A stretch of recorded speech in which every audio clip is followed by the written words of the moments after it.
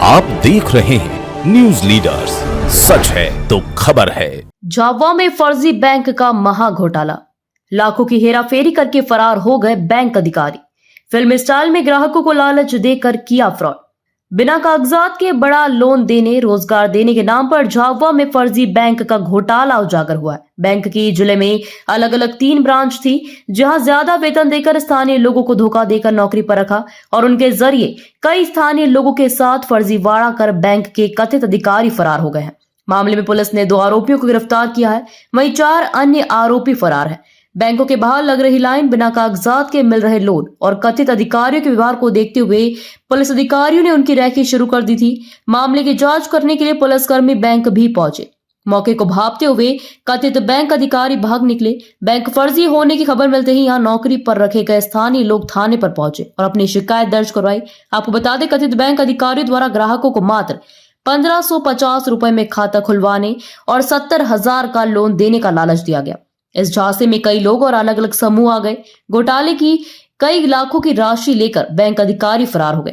पूरे मामले का मास्टरमाइंड अखिलेश नाम का व्यक्ति है, जो मूल रूप से झारखंड का बताया जा रहा है। इसके अलावा गुजरात के अंकित पटेल, मेहुल पटेल झाबुआ ब्रांच में काम करते थे, जिन्हें गिरफ्तार कर लिया गया है। अखिलेश फरार है। गिरफ्तार युवकों ने बताया कि इनके अलावा उत्तर प्रदेश का सरफराज, आरिफ, राजस्थान का राजेश भी मामले में शामिल है।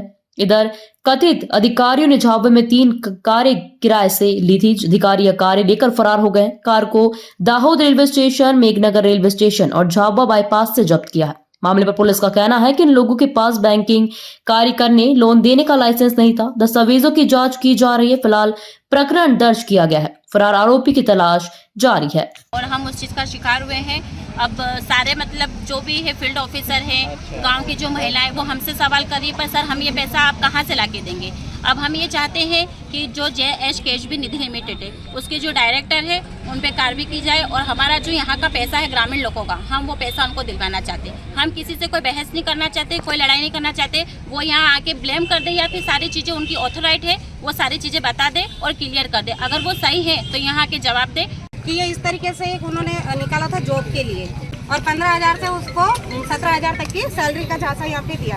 अब ये सब देखने के बाद बेरोजगारी इतनी बढ़ गई है तो कौन विश्वास नहीं करेगा। इंटरव्यू देंगे ना जाके, नौकरी पाना है भाई, करना है। ये अपने जानने वाले पहचानने वाले लोगों को दिया कि आपको यदि जॉब की आवश्यकता है तो आप भी आइए और यहाँ जॉब कीजिए, क्योंकि मैं ज्वाइनिंग ले चुकी हूँ, मुझे डायरी मिल गई है और उन लोग का कहना है आप जैसे टारगेट अचीव करते हैं आपको सैलरी आ जाएगा। ठीक है, अब मैंने 4 ग्रुप बनाए तो 40 मेंबर हुए, किसी में 10, किसी में 11 और ये फॉर्म हमसे फिलअप कराया जाता था।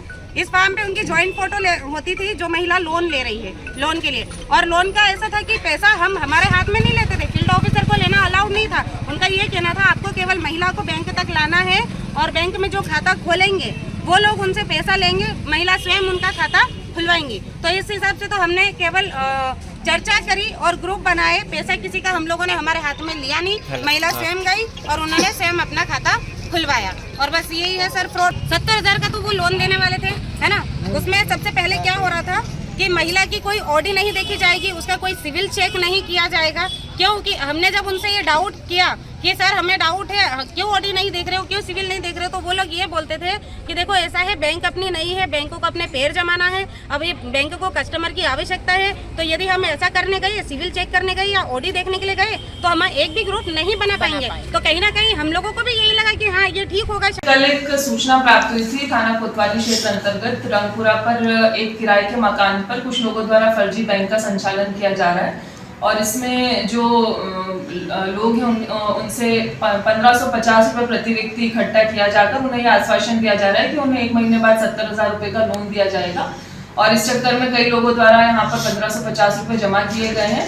और इसमें कल पुलिस को जैसी सूचना प्राप्त हुई और तो पुलिस द्वारा वहां पहुंचकर पूरी 2 लोगों को गिरफ्तार किया गया है और प्रकरण पंजीबद्ध किया गया है।